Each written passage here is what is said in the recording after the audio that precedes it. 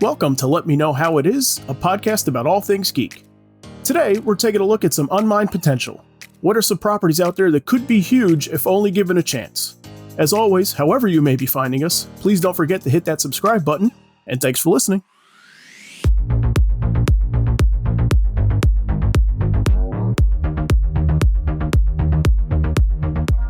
Alrighty, so we're talking unmined potential today. The concept here is what properties are out there already, has to be an existing property, that would do well with some love and attention.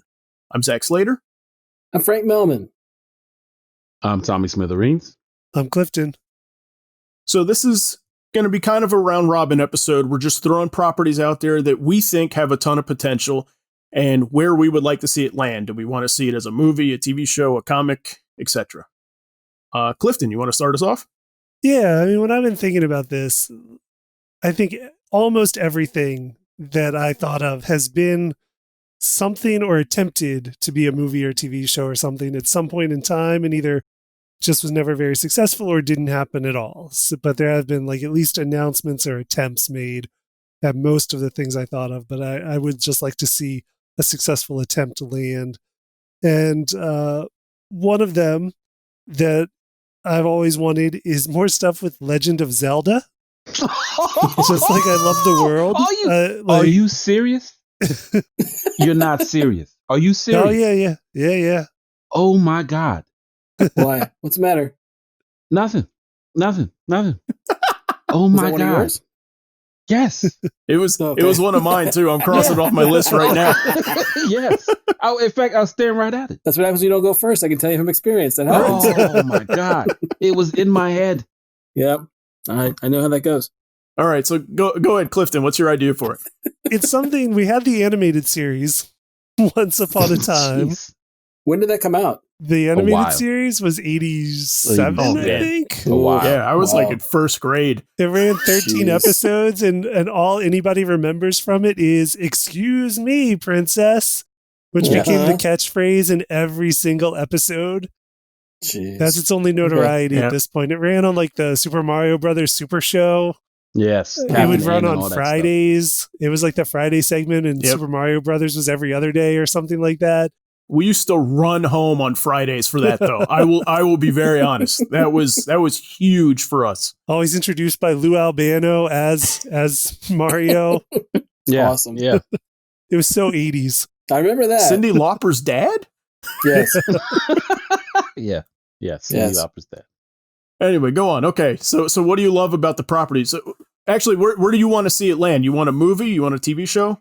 Well, like when I was researching it a little bit, I did find that back in 2007, Imagi Animation Studios, who did the TMNT movie and the Astro Boy movie, Mhm. Oh my tried God. to throw their hat into the ring to make a Legend of Zelda animated movie, where they created a pitch, but then Nintendo passed on it because of their lack of success with their previous movie being the 1993 Super Mario Brothers film starring Bob Hoskins and John Leguizamo. Sure. So Nintendo had always been a little gun shy Sure. about licensing their properties out to other people. I mean, currently there is a Super Mario Brother animated film from whoever does Despicable Me and all that. Yeah. Mm. Imagination, Yeah, is that the studio? Illumination. Illumination, yes. They're currently in development on a Super Mario one. So maybe if that goes well, it'll warm them up to some of their other properties. But I mean, really, I'd like a series just because of how big the Legend of Zelda games are in their scope and adventure. And just like the world is, so vast and has so much mythology behind it. Like there's tons of stuff that anybody could do with it. Mm-hmm. Yeah, absolutely. There's a ton of backstory that can be mined with Right. it, and yeah, ton of locations, like the world building alone. Right. Yeah. There's alternate versions. Like every game, it's almost a different world, just with a lot of stuff similar. So there's different iterations people could draw from. Mm-hmm. Yeah, the thing that's always been puzzling to me about Legend of Zelda is because I know Nintendo's had kind of like that embargo where like it wouldn't go out to let their stuff be optioned, but I couldn't believe that like we never even got a comic book for it. There have been a few manga released that. Oh, really? Yeah, some tend to adapt storylines from the games themselves, so they're kind of like just like comic book adaptations of the game stories, like Link to the Past, I believe, got one. And then some of that stuff had been imported from Japan over here and translated and published in America. But nothing original to America that I know of. I got you. Okay. Well, shut my mouth. I was wrong. Tommy, why don't you jump in since this was on your list too? Yeah, it was on my list. Oh my God. Yeah. But I didn't want it as an animation or animated movie. I was thinking since we got The Witcher and Lord of the Rings, it'd be right for a live action version. I'd totally be down with live action too. Yeah. And then I'd make it to the point that he never speaks like the game. Right. Everyone else speaks but him. He'll just make like noises and grunts, but never speaking ever. But no, I agree with Clifton. It's perfect for that type You of... wouldn't have him say, "Excuse me, princess," like every 5 minutes? Nope. Just like the game. He would not talk. You might hear the fairy talk for him. Hey, listen, all that little stuff. That might be thrown in there, but nope, Link doesn't talk, and I'll maintain that. But I'm not gonna take Clifton's idea since he rightfully put it out first.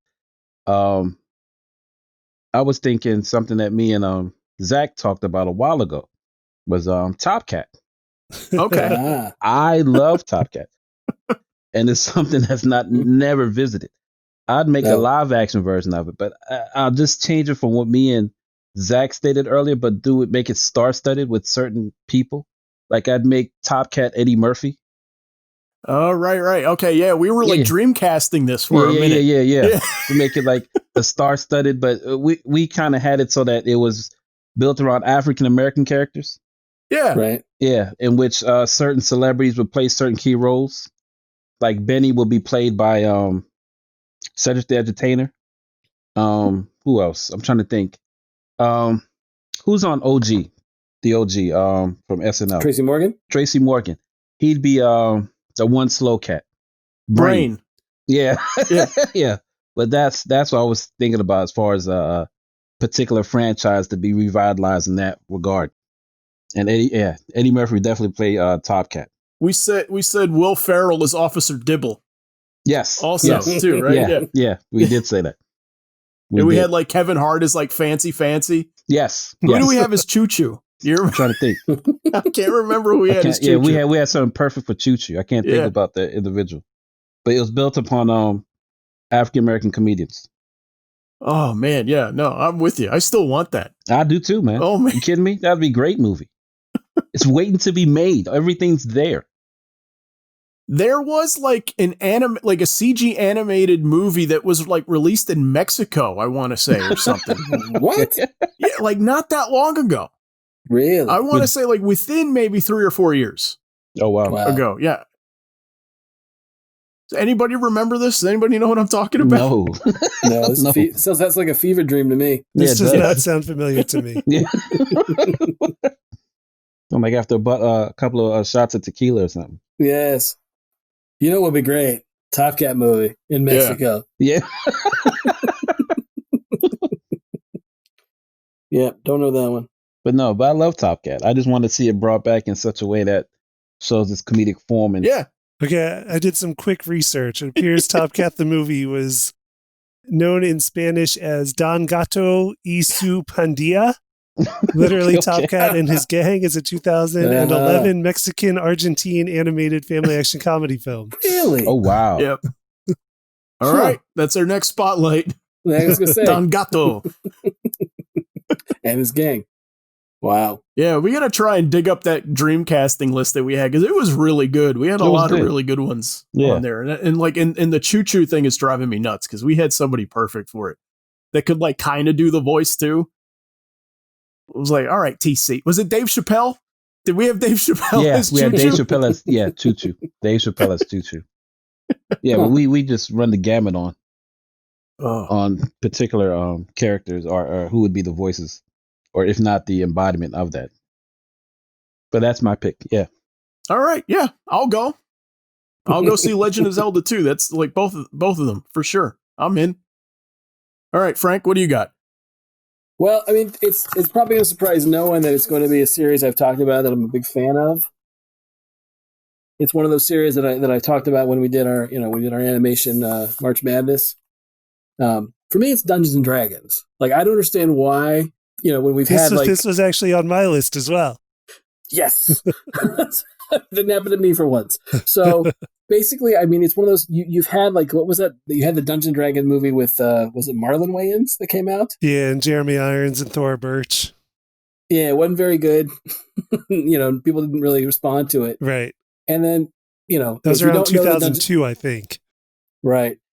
If you know, obviously Dungeons and Dragons is a thing that everyone and their mother seems to be playing that, but no one played it when I was in high school or junior high. It was totally uncool and, would get you derision at that point. But, now like Joe Mental, whatever his name is, who's going to be Deathstroke, he has a game.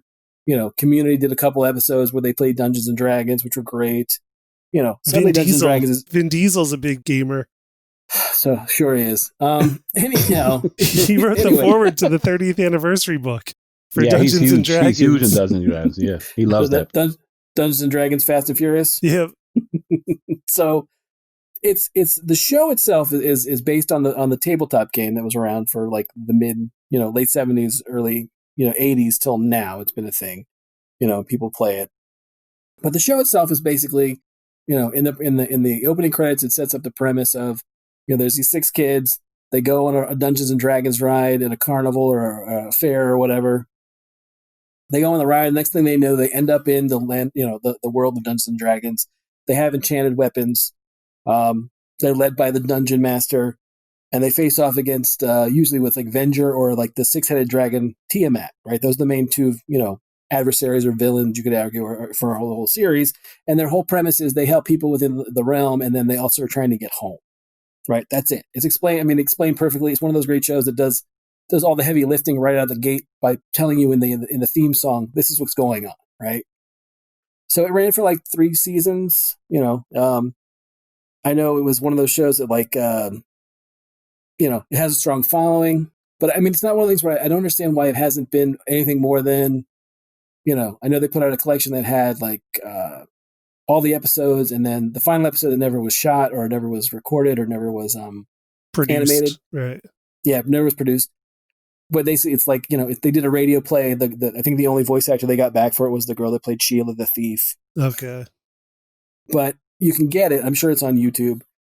But outside of that, there hasn't really been, it's one of those things where I think there's a bigger following for it than maybe if not here. I know elsewhere in the world, like in Brazil, they had a car commercial that's a live action car commercial it's the Renault Kwid Outsider or Quid Outsider.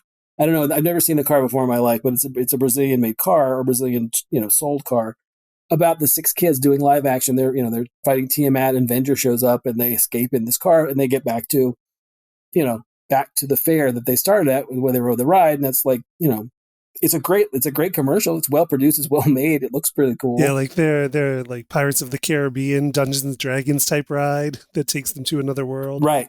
Exactly. Yeah, it transports them to to the Dungeons and Dragons realm. And I think it's one of those things where, with all your like your Stranger Things and your shows that are on Netflix that, with like The Witcher and stuff, I think it'd be a nice fit to bridge that world of, they're kids from our world that ends up in Dungeons and Dragons, right? And then they basically are trying to get home. And it's one of those, again, when I was the one time that I was in Brazil with my wife, we went to a small con there, and there was a guy that played, that was cosplaying as the Dungeon Master, and his costume was great. So I don't know if it's one of the things where it runs down there or it has run down there for a long time. I don't really know. But at least in Brazil, it had a pretty big following, or does have a big following that people recognize. But again, it's one of those things where we can attach the YouTube commercial onto this episode. Yep. And you can see that they, whoever did it, obviously, did a really good job of making sure the kids look like the kids from the cartoon, and Venger and Dungeon Master and Tiamat all look really good. So, but I think as a show, I just think it's one of those great concepts of, we're fish out of water. We have these magical weapons. We don't really know what it's all about, and we're trying to get home. Right. So that's my choice. That's my first choice, is what I would love to see in a live action, like Netflix show. Okay. I was a big fan of that series as well. And ran for 3 seasons, it says, but it was still only 27 episodes, which sometimes seems more than I remember and sometimes seems less than I remember because I was really into it. I had the same feeling. I ran from 83 to 85. Right. But just like the amount that Dungeons and Dragons permeates like all of pop culture now, I just can't fathom why there isn't more stuff with it, like with Stranger Things and everything. Yeah, it just seems like such an easy property to tap. Did you happen to find out who right now has the rights to it? Like, is it Marvel? Is it not Marvel? Oh, I don't know. They produced the cartoon back in the 80s, right? Right. Yeah. Is that cartoon anywhere? The original? Is it like on Hulu or anything like that? Do you guys know? I don't know off the top of my head. I'll try to find out. No. Okay. Yeah, I don't either. But yeah, it's one of those where it's, you know, I mean, the voice cast had like Willie Ames and Adam Rich and from 8 is Enough, and Donnie Most played Eric, the Ranger, who was, you know, had a magic shield and was kind of a douche. And Peter Cullen, right? As Venger. Yeah. Peter Cullen's other big claim to fame besides playing Optimus was playing Venger, this main villain. You know, when you don't really, you know, you think of Peter Cullen, you don't really think of him as playing the bad guy, but, you know, he was a convincing, scary bad guy. So. That sounds cool. Yeah. It's a good show. It's a nice show. It's a lot of fun. Nice. Yeah. I gotta try it out. That's why I'm asking. I've never actually seen any of it, but you know, I know it's in high regard to the three of you. I have this. I mean, I have the whole thing. So, and I think Paul Dini wrote for it. Yeah, I think Straczynski did too. Okay. Yeah. So it's it's the top of my list of things. Like again, which like Clifton was saying, I don't understand with this push for, you know, where every time I turn around, some celebrity is playing D&D. You know, I just go, okay, but, you know, did you guys watch? I mean, I understand playing the game and then watching the show. They're two totally different things. But I would think if you played the game, you would probably know the show and like the show too. Got it. I cut you off for a second, Tommy. What did you say? Oh, no, the character that Frank was referred to was Cavalier, the guy that shows Cavalier. Oh, that's it. Yeah, I'm sorry. So was it the guy with the arrows was a scout? No, he was the Ranger. He's the Ranger. Yeah, Ranger. You're right. That Ranger. Eric, the one played by Donnie Most, was Cavalier. Yeah. Yeah. My bad. But yeah, it was the Cavalier, the Ranger, Barbarian, Acrobat, Thief, and Wizard. And Wizard, yeah. Which is nice because it's, you know, it sort of sets up the various classes in D&D. I mean, it's not, you know, you don't really have to know much about the game to enjoy the show, but you know, and again, like I said, if you really want to know what it's about, when we'll link the car commercial and we'll link the opening for it as well, so you can see exactly what the show's about. Yeah, definitely check it out. Let me know how it is.com. Yeah. Clifton, did we find a spot for it? Yeah, is it running anywhere? Not that I can tell. It does not appear to be streaming anywhere at the moment. That's too bad. There may have been a DVD set though. I can't quite remember. There's a full collection, like I said, that I have that they did back in like 2009. I want to say it's done. If you remember, if you've ever played D&D or ever bought like a starter set for it, it's got a slide top that comes off. So it's done very much like a starter set for D&D. And I even had the character sheet. So if you wanted to play the characters in the game, like in your own D&D game, you could include them, as well as had all the episodes, had all the back stuff, and then also had, I believe it's a radio play of what was supposed to be their final episode. Oh, wow. That's cool. So, yeah. Very cool. All right, so we got Legend of Zelda Anywhere, really. Yeah. We got Top Cat movie, and we got Dungeons and Dragons Netflix live action. All good picks. Okay, so for my first one, I'm going to do Johnny Quest. All right. Okay. Johnny Quest, I would like to see, again, this is kind of anywhere, but really, because animation's like my first love, I would like to just see another cartoon series done with it. I can't quite put into words like why I like this show so much. It's just sort of like I like the adventuring aspect of it. I like its science bent. But what I thought was really cool is that, so back in the 60s when they were making the show, they actually had like kind of an eye towards what was conceivable in the field of science, right? And tried to include that stuff into the show. So I thought it would be really cool if we got a modern day Johnny Quest that's sort of like a post-Apple, post-internet, post-iPod, right? Mm-hmm. And you could kind of like take that and just extrapolate where all of that stuff's going to be like 10 years or so. So I would want, whatever version this is, I would want it to be like required that the writer's room had a subscription to like Popular Science magazine. Like it was just like all on the tables, like when you go to a dentist office, right? Like, I know that there was a movie in the works a couple of times at one point, like Zac Efron was attached to play Johnny when he was young. This is like in the High School Musical days and stuff like that. And The Rock was supposed to be Race Bannon, which, I'll take it. I would take it any way I could get it. But no, I just think it'd be really, really cool. I don't think that you could quite ape the visual sensibilities of it because it was a really special looking show. I think even today, I don't think anything quite looked like Johnny Quest, but maybe you could. I mean, maybe the Archer style can be kind of a little bit of a bridge. So yeah, I don't know. That. Yeah. What do you guys think? I think Johnny Quest is one of the ones that's tough because like I feel like, I would like to see it done again in some way, shape or form. But I think it is such a product of its time. You know what I mean? Like, I think it's such a snapshot of, of that, the particular, like you said, it's like they try to apply that science to the time and they, try to give it, I don't know how you would do a lot of because a lot of your villains from Johnny Quest, if I remember correctly, are like, are kind of your Bondy, your classic James Bond type, science fiction kind of not quite science fiction, but more like atomic age villainy type stuff. Yeah. Am I wrong? No, you're not wrong, but okay. I mean, it's like Bond villains are still a thing. You just update it all. Yeah, I guess. That's what I'm saying. I just think that that's what I'm saying is like my biggest thing is just as much as I would like to see that, I go, well, a lot of this stuff is rooted in that particular spot. Not that it couldn't happen. I'd like to see it. It's not one that was on my list, but when you said it, I'm like, oh, why wasn't that one on my list? Because I was a big fan too. Yeah. And like, I don't know, because I've seen like the modern iteration or the more modern iterations of the animated series, and like they don't quite have the same magic, I think, of original 60s one for various reasons, like Zach was saying. But I'm like, maybe a period would work, like a period piece type of thing would work, where I'd want to still see it set in that time, even like planning it anachronistically of like, right. Yeah, we know that's not how stuff worked out after that, but like, we'll just imagine it how they imagined it then, and that's the world we'll get. Yeah, that could be cool too, because you would, like, for that, I think I would prefer maybe like a live action so we can get like 60s mod style, like put in there too, and have it like, if it could be like as stunningly visual, like X-Men First Class was, just as far as, like the suiting and stuff like that, which is one of my favorite things about that movie. I think it could be really cool. Right. And you get like a version of the cell phone, but like a version like wrapped up in how version. The 60s would have done. Yeah.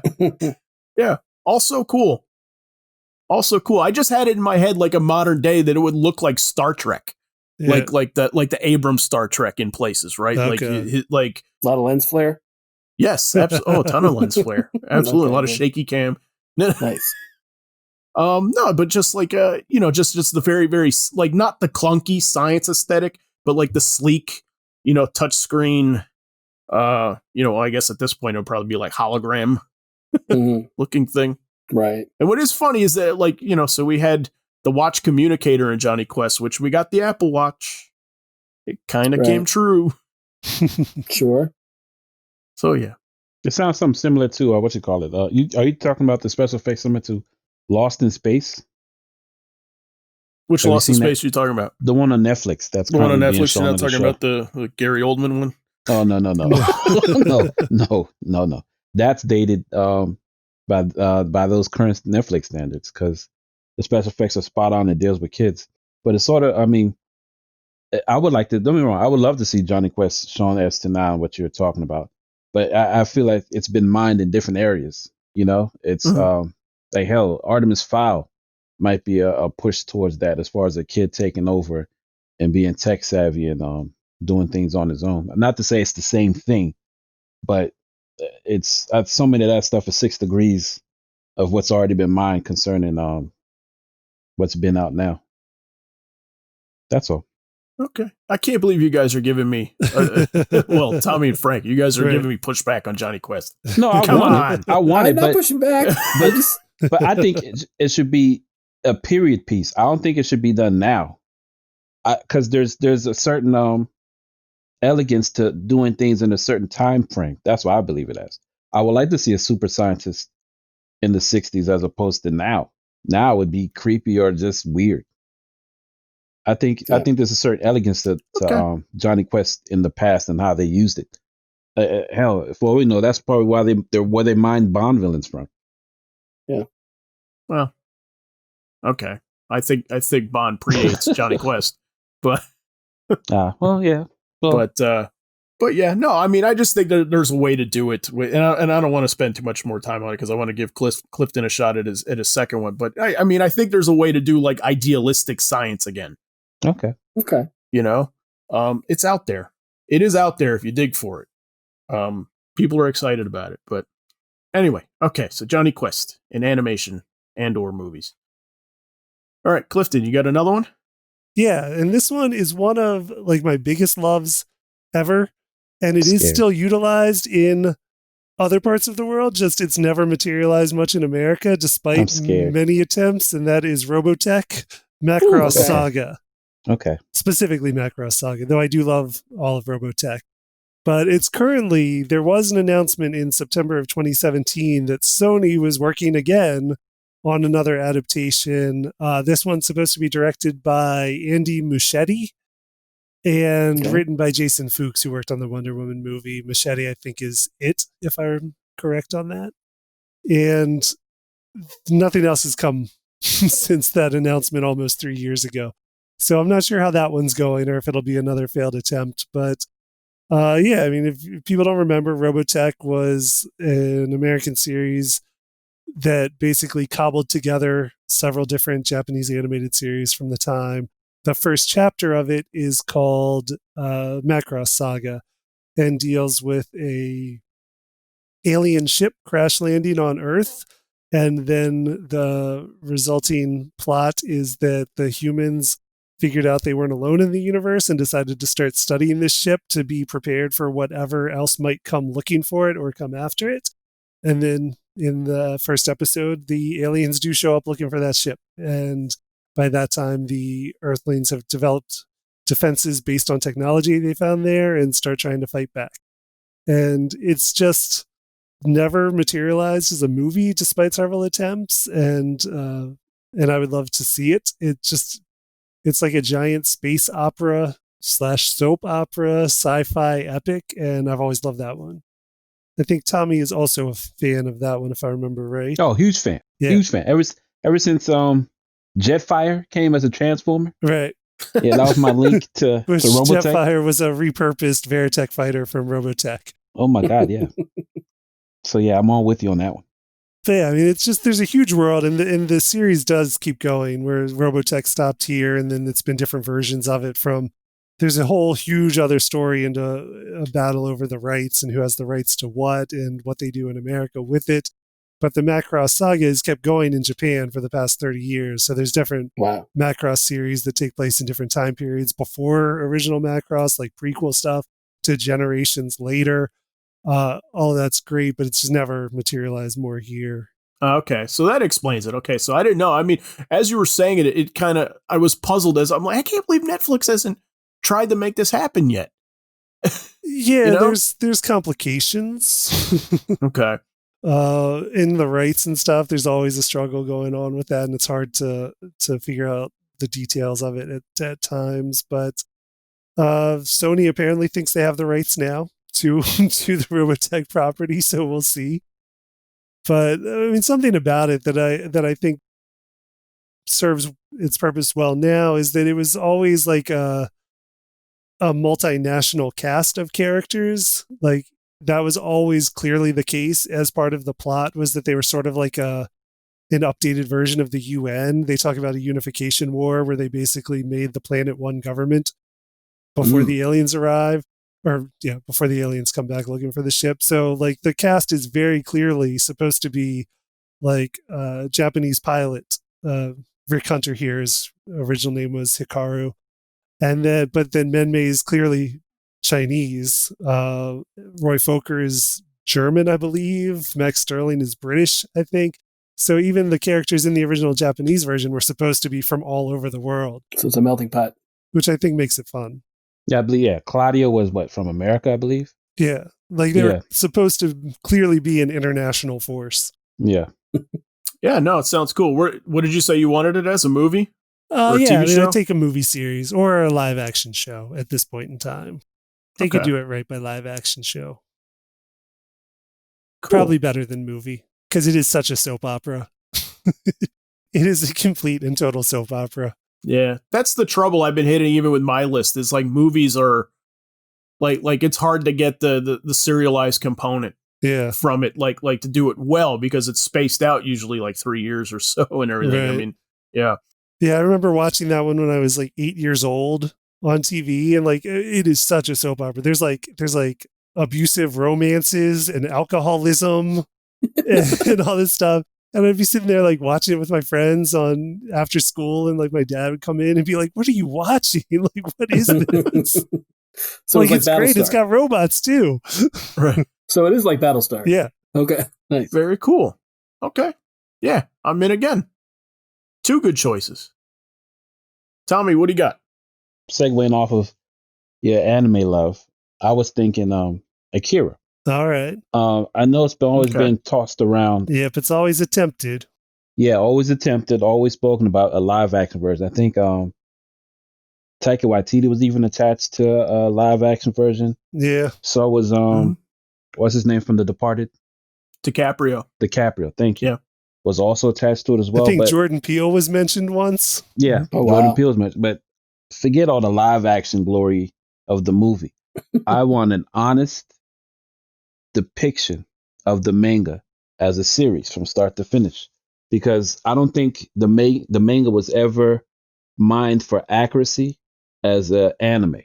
That's what I would love, because the movie, as great, as iconic as it was and groundbreaking, it was a shortened or ameliorated version of the manga. I just want an honest showing of, because they've done it for other animes like Full Metal Alchemist, in which Brotherhood. Brotherhood, damn near shot for shot from the manga, they redid it. To not do Akira, to me, is a travesty, because Akira came out in 1982, ran for 8 years as a manga, and finished.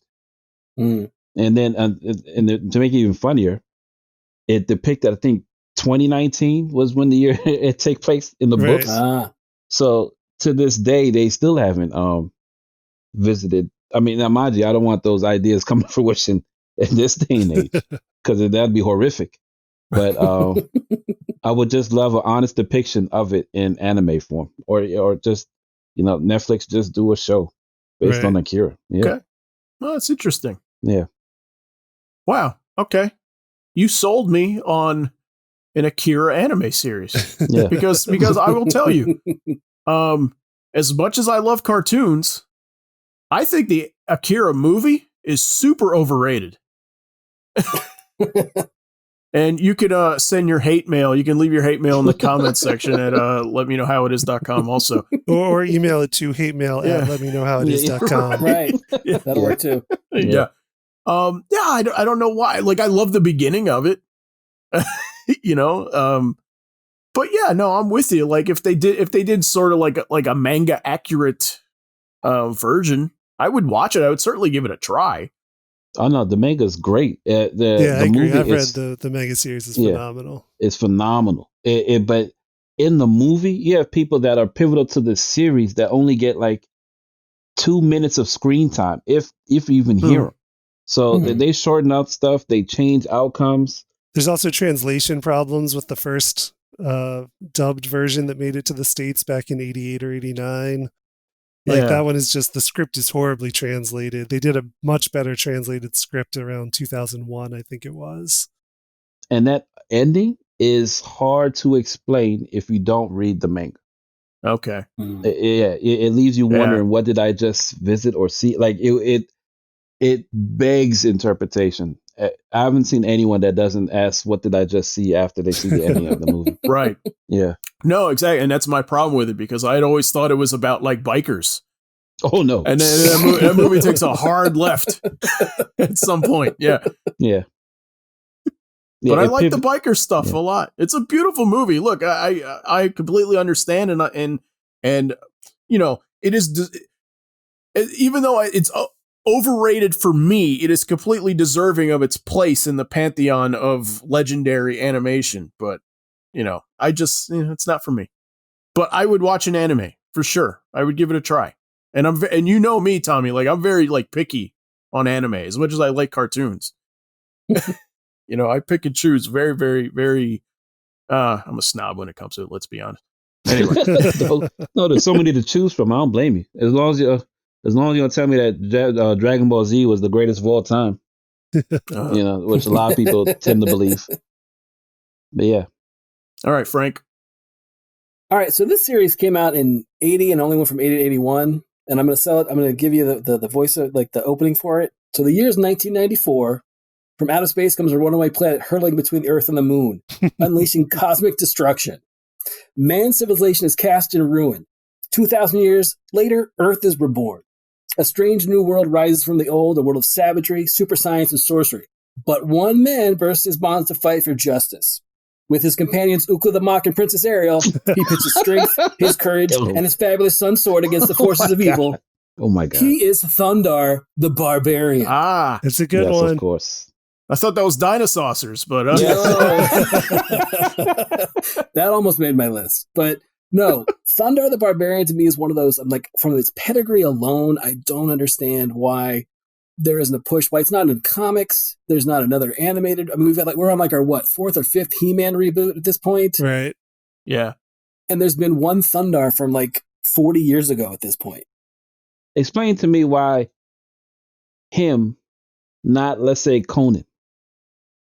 But I never understood the difference in Thundar, but please explain it to me. So basically, what it is at the time when it starts, it's supposed to be 1994, even though the show is in 1980 and 81. So it's supposed to be like 12, 13 years ahead. And then a runaway planet comes by, it runs between the Earth and the Moon, wreaking like it opens in the opener. You see like the seas rising and collapsing cities, and then like it cracks the moon in half. Yeah, it cracks the moon in half.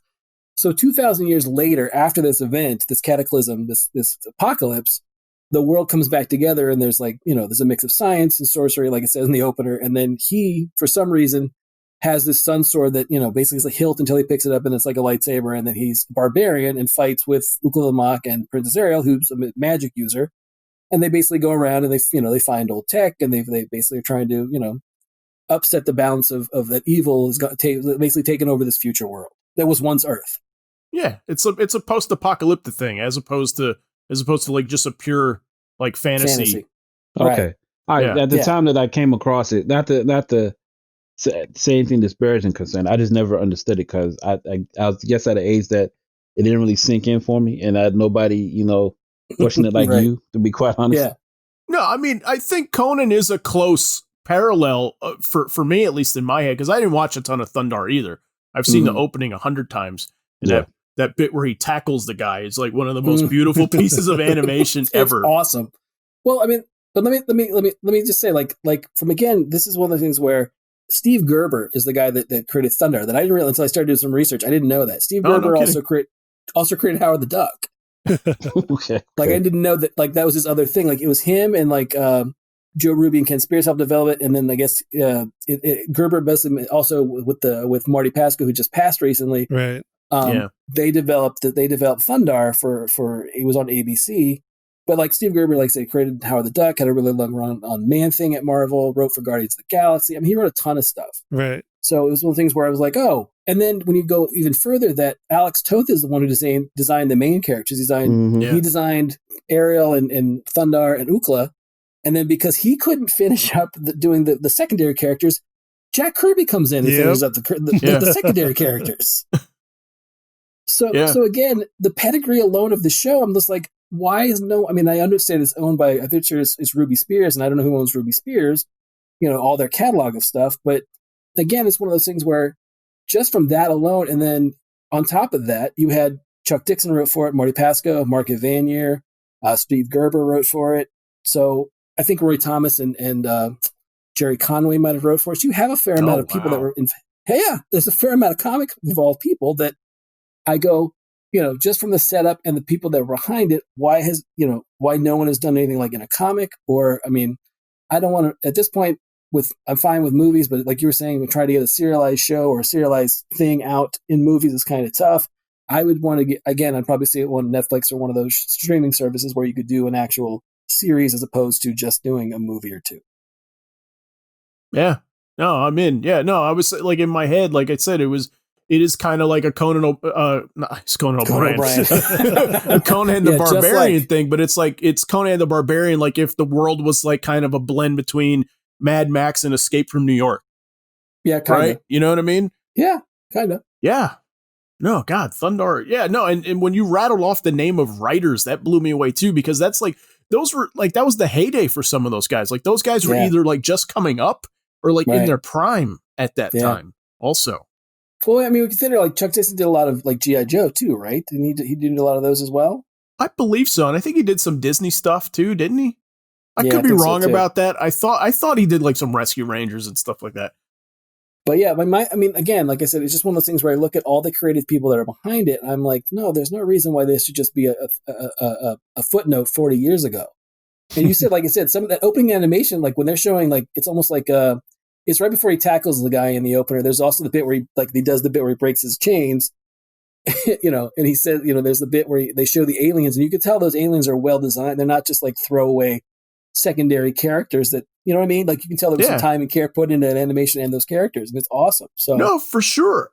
That tackle is the thing that jumps in my head about that animation, about that opening. Weirdly, as much awesome stuff as there is, but the animation's so beautiful. Like there's weight. There appears to be weight when he like brings him down, right? Like, it's it's really nice. Yeah. But they had put out Warner Brothers. I guess I think it was the company that put out. There was I want to say, I'm not for sure, but someone put out there's a complete series you can get of the DVD. I don't know if it's airing anywhere. It was on Boomerang at one point. Boomerang's even still a thing. And then it had the complete series, and then I know on YouTube you can look at the back, like one of those behind the scenes thing that was on. Unfortunately, not in the set for the series. It was on one of those where they gave one of those sampler discs where they gave you like all these like first episodes of 80s cartoons. Okay, but it was like Thundar and Mr. T and like and like El Kabong and stuff, right? the Flintstone Cops or whatever the heck that show was, and. Yeah. Oh man, hang on. Like El Kabong wasn't on my list, but I would take that too. So my second choice is Thundar the Barbarian. That's the second one I want to see. I mean, I'll take a comic. You want to give me a comic? I'm good with that too. Yeah. But I would much rather be a live action. Again, another live action. Who do you want to write the comic? Really quick. Jason Aaron. Okay, that would be good. Really? Yeah, great. Yeah. I'm sure he'd do it. I'm sure. Yeah, that's my choice, Jason Aaron. And it was Warner Brothers that put out the DVD as part of the Hanna-Barbera Classic Collection available on their shop online. There you go. 2 for Hanna-Barbera. Yeah. No, 3. Top Cat. Mm-hmm. Yeah. 3 for Hanna-Barbera. They're representing. Yeah. Yes. Okay, I could easily go for another one, but I am going to go with Clue. Clue is my second choice, the board game. Right, and the movie.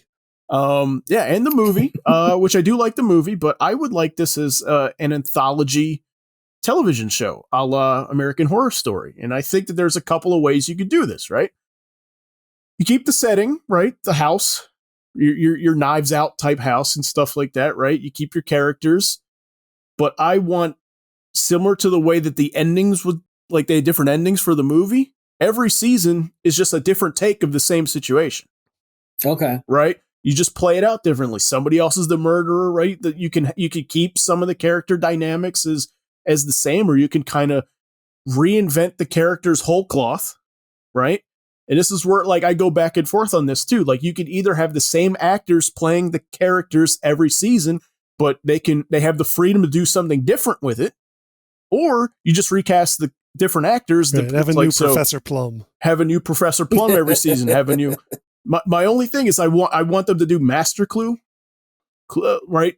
Which was a version of Clue, was a deluxe version of Clue in the 80s that had like extra rooms and stuff like that. It had and some extra characters in there too, which you should try and track down. It's hard to track down, but it's like, if you're a Clue fan, it just extends the game. It makes it a lot more fun. But I know also that there was at one point, I think there is a movie in development. be perfectly honest, I think Ryan Reynolds is attached to a movie, but I also heard that I think maybe it was in Philadelphia that they were going to do like a limited run of like Clue as a stage play. And I would love that too. That sounds good. Yeah. But yeah, anthology TV for Clue. That'd be a fun one, especially after Knives Out. Like I can picture it, because Knives Out was a very Clue type of movie. Yeah, it was actually. So, all right. So Clifton, number 3. Number 3. This one is something that in the era of limited edition television or limited series television that we're in right now, I still can't believe has not happened in any form, and it's the adaptation of the novel The Adventures of Cavalier and Clay. Wow. Oh, good one. Yeah, it's good one. I mean, that would be its perfect form, would be a limited series, like a short run TV series, and then tell the whole story and then you're done. More so than a movie, I think, to keep the episodic nature of the stuff that they're creating in the book itself, because it has a lot to do with Golden Age comics and in early days of comic books. And I can't believe it's never materialized after all the attempts there have been in all the years since it came out. Yeah. No, one of my favorite books of all time. I love this book. Yeah. It was not on my list. It didn't occur to me to put it on my list, but yeah. So who are you thinking? Like Netflix, HBO? Yeah. I mean, like either HBO or Netflix, that type of like, premium prestige treatment. Somebody to put some money into it because you got to do like 1940s aesthetic to it. Right. Yeah.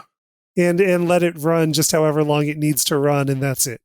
Like that type of storytelling. Just to, get the story out there and then you'd be done with it. So would you do anything with the actual escapist stuff, or would it just be the them, the two characters, the main characters, Cavalier and Clay? Would you just be them, or would you actually have like anything, show any of the escape? Like part of the reason I asked like is because what they envision as escapist. Yeah. Yeah, I mean, that would definitely be part of the fun of it, I think. And there is a version you can find online where somebody did some test footage for something like that, like the escapist material when one of these things was being developed. And I think that would be fun to see. Yeah, that'd be very cool too. Yeah, so, if for those of you who don't know, so the book has... it's sort of about like these two comic creators, like in the 40s and everything, but the books has like these chapters of that you're reading in prose, the comic books that they're writing. Yeah. And so, that was going to be my question to you, Clifton, is how would you do that? Would you do that as live action and kind of shoot them like superhero movies, or would you do like an animation thing? Right. Would you? Yeah. I'm not sure about that. I definitely want to see it. Yes. Yeah. I'm not sure how it would be best served, but I think it would be cool to. I mean, really, either way would be cool. But I think if you had like a striking visual change, right, like I'm gonna get some more groans and hate mail for this. If you could make it visually look kind of like Batman and Robin, right, like really on kind purpose? of like really gaudy. Is what I mean, right? And make it look super comic booky. Huh. I think it could be really cool. Set apart kind of like the 1940s New York. Sure. My thing. Yeah, not on my list, but I've thought about it though, too. No, that's great. Yeah. No, that's a good choice. Yeah, it's a great choice. Oh, yeah, I would love to see it. It appears it's currently in development at Showtime for a series, so we'll see how that turns out. Okay, Tommy, number 3. Number 3. Now, I'm not. A lot of the stuff that I grew up on has come to fruition, so I have to bring in something more recent. Unfortunately, one book that I recently read that I was surprised that I would like, but I don't think it got the treatment it should have gotten based upon the director at that time. I figured due to his name and his prestige and his greatest hits, that I think someone felt that's the best they'll ever become. So they're not going to revisit it, or they're not going to attempt to redo something of that director's value. And what I'm referring to is Ready Player One. Okay. Now, I didn't think much of it when a lot of people were talking about it till I read the book. The book is basically a love letter to the 80s, and it's really steeped more in Dungeons and Dragons, and it's ties to technology and where it might go for this day and age. And ironically, it has a lot of people doing distance learning through it, but it's more thought out and played out using technology to that extent. But I don't think it was ever touched upon outside of stopping the bad guy. And to me, the visuals, or at least the world that it was in, was never really truly seen past what the movie showed. And on top of that, I think it was stunted in the movies because the person attached to it had a lot of his catalog from the 80s, so it's never visited. I think it didn't get a fair shake on this adaptation and what it should have become. It's more along the lines of it's been stunted as far as what it could have developed or grown into. So I would like that to be revisited, but it's fairly too new a property, and for that to even happen, I'd rather wait like a good 20 years before somebody even consider something of that magnitude to be revisited in that fashion. So, Ready Player One. Okay, so you're talking like more based off of the book. Oh no, yeah, is what you mean? Yeah. Okay, yeah, because so Steven Spielberg did this pretty recently. Mm-hmm. Yeah, I mean, for me, I didn't really have any interest in seeing this movie. I never read the book. To me, this movie looked like the trailers as much as everybody got excited about it. I had a friend that like sent me this, and I could feel his passion in the text. Like, you gotta see this. And I'm just like, it looks like Easter Egg the movie. Yeah. You know what I mean? But the one thing that kind of had me a little intrigued was that Spielberg is kind of the guy responsible for like the kind of movie that we love in some ways. We kind of touched upon this in another episode, but I thought that it was kind of intriguing to see Spielberg essentially kind of doing himself after the fact, like commenting on himself in his own work through this movie. Yeah. Well, that's the irony of it. Yeah. He doesn't touch any of his properties. That's why he did the thing we did with Kubrick. Mm-hmm. He shied away from it. There's a bit in the book in which, through technology, you're able to act out a movie role, and they made it part of the game. In which, think about a future now in which VR, you can put in a movie instead of watching it. You know the lines to a T, so you can virtually be the character in the surrounding. You know what scene's next. You know what you have to do. You have to interact and things of that nature. And one was one of his. Right. So we don't get that at all. We get whatever Spielberg presented based upon his friend Kubrick. So it was he uses elements from the book to create a new story, one that was just hinted upon in the book, and then he didn't even bring to fruition the whole thing about education, which ironically is being done now. I see. Okay. That's it. People who read the book, it's almost as if, let's say the book is 10 chapters, he visits maybe 2 and uses the characters from all 10. Okay. So that's, I mean, you can say that about it's like a shallow take on it. Very shallow take. Yeah. But I get that. That's what most movies do nowadays. So but to me, it could have been something more than what we were given based upon the magnitude of the director. Okay. So that, yeah, I would love to see interesting that redone. choice. Yeah. That's all. Okay. Frank? So for my third one is kind of an obscure, fairly obscure series. But again, it's another one that I'm surprised by its pedigree that it's never been, I hadn't really heard much about it until I did some research on it to see if anything was going to be done with it.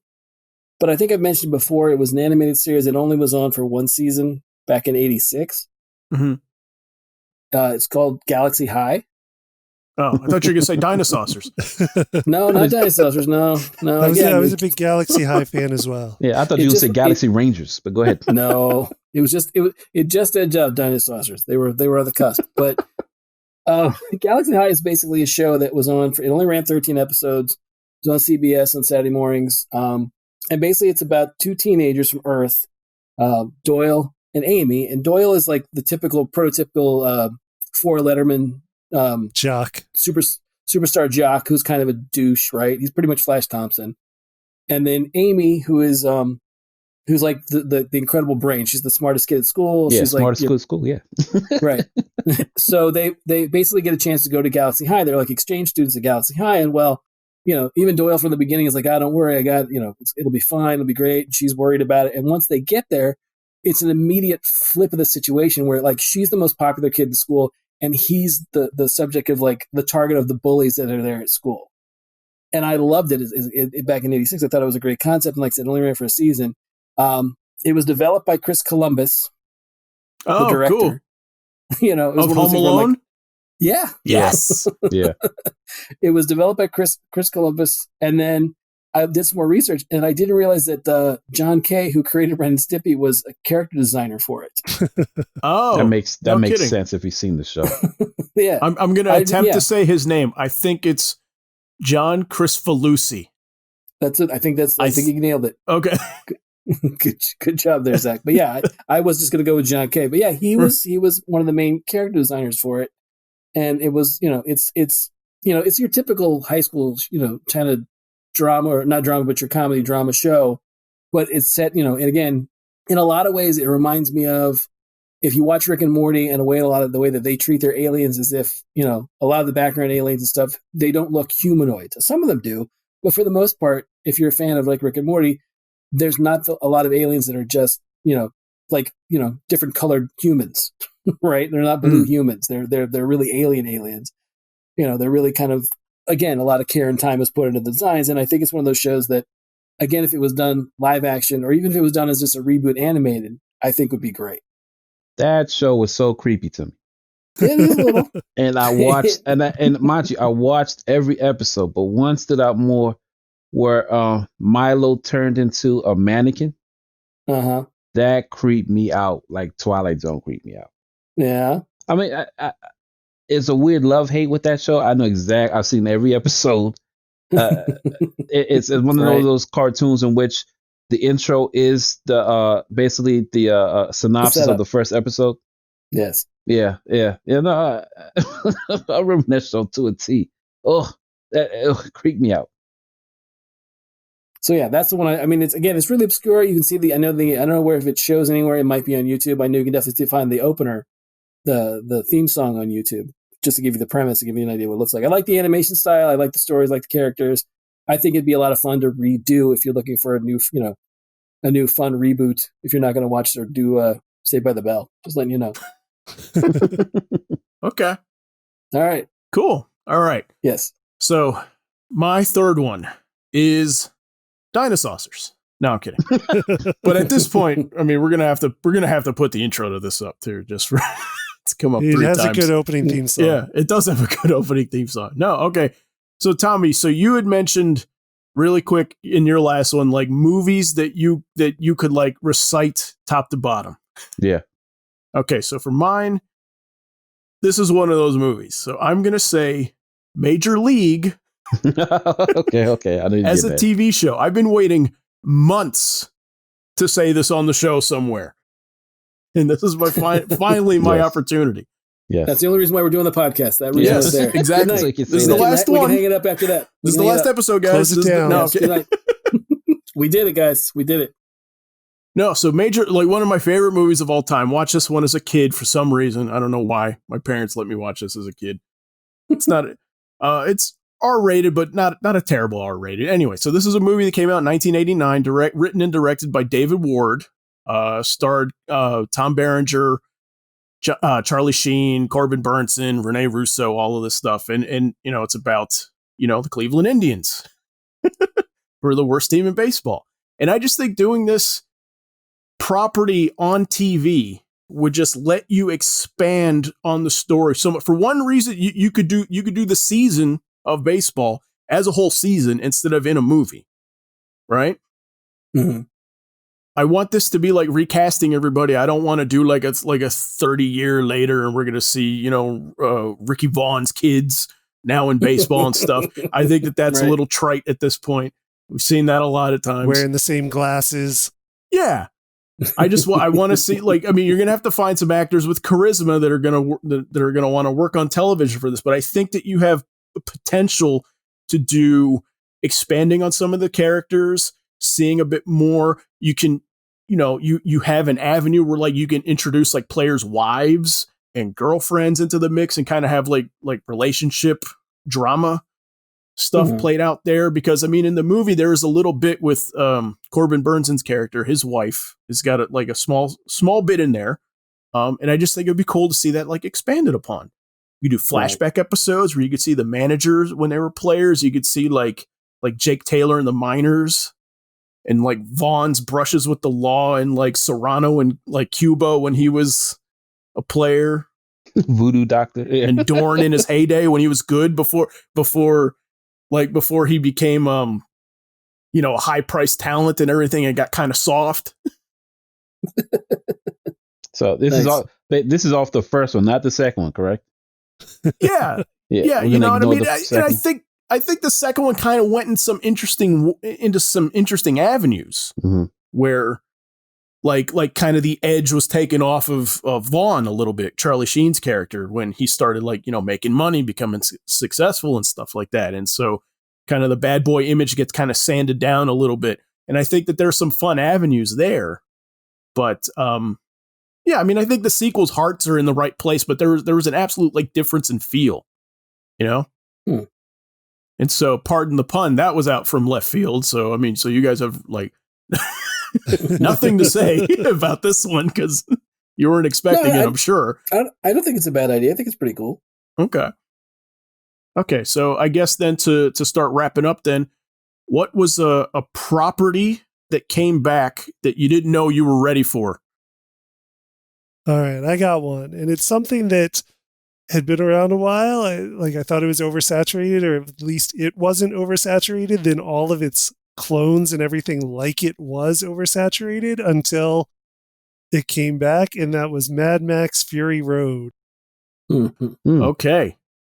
Like Mad Max had become kind of a cliche. Like, I mean, the originals are great. Like, they're great movies, but just the notion of Mad Max just became such a cliche for, generic post-apocalyptic kind of thing, like using all the tropes of like scarce resources. Like, like you could see those, like your master blaster, your guy hoarding all the oil or whatever it is this time. And it just became such a cliche trope of post-apocalyptic worlds until like George Miller stepped back in the ring and was like, no, this is how you do it, and got it right. Like he did the first time. Okay. No, I'm with you. I think about Mad Max Fury Road every day. Every day? Every single day. Especially behind the wheel. I think about right? how awesome that movie is. Okay. Sure. Jeez. Every day? Every day. Yeah. It's not an exaggeration. Yeah, that movie blew me away. My eyes pop open, first thing in the morning, Mad Max Fury Road. Time to spray that silver paint on your face. Yeah. So shiny. Okay. Wow. Yeah, no. Good pick. A lot of good picks, Clifton. Good one. All right. Tommy, what do you got? Well, I've been surprised by Clifton's pick, I will say. I was going to think just simple as Voltron. Yeah. That was mine. Yeah. Voltron. I didn't care for it. When they announced it, I was like, sure, whatever. And then I saw it, and it was nice. It was great. Well thought out. Different aspects of it they emphasized. They gave homage to the lore of it to an extent, more than I thought they would. I thought it'd be campy and dumb. But it reeled me in. I watched it from top to bottom. Some episodes more than repeatedly. So yeah, I didn't ask for Voltron, nor was I expecting it at all, but they gave it to me in a great way. Yeah, so my Voltron. take on Voltron that I've said, I think I may have said before on the show, is that like I was a fan of the Voltron cartoon as a kid, but like this Voltron is somehow the show we thought we all watched. Like they somehow made the show we all imagined it was back then when it wasn't, but now it is, and it's great. Oh yeah. just to clarify, we're talking about Voltron Legendary Defender from Netflix. Yes. Yeah. No, I think I said on the March Madness tournament that, I mean, I can't think of a show in animation that like reinvented itself every season better than this show. Yeah. You know? Yeah. Another good one. And now I got to think of one to say. All right. Frank, property that was rebooted or that came back that you didn't realize you were ready for. For me, it's pretty simple. I've said quite a few times, you know, growing up with Star Wars, I turned my nose up at Battlestar Galactica. I'm like, I don't need this. I have Star Wars. I don't need some kind of cheap, you know, plywood door knockoff. And then, you know, I heard people talking about the reboot, the Ron Moore stuff, and how good it was. And even knowing so much about the first couple of seasons, I still watched it, enjoyed it till the end. It's a great show. I mean, to take the concept that they had and expound upon it and make it so much better and make it so much cooler. And, you know, there's a lot of, you know, I always tell people when they ask me about it, I'm like, yeah, it's a heavy drama that happens to have killer robots in it. You know, it's one of those things where you don't always get that kind of depth when you're involved with killer robots.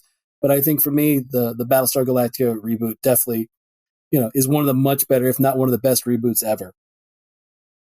I'm with you. I love it.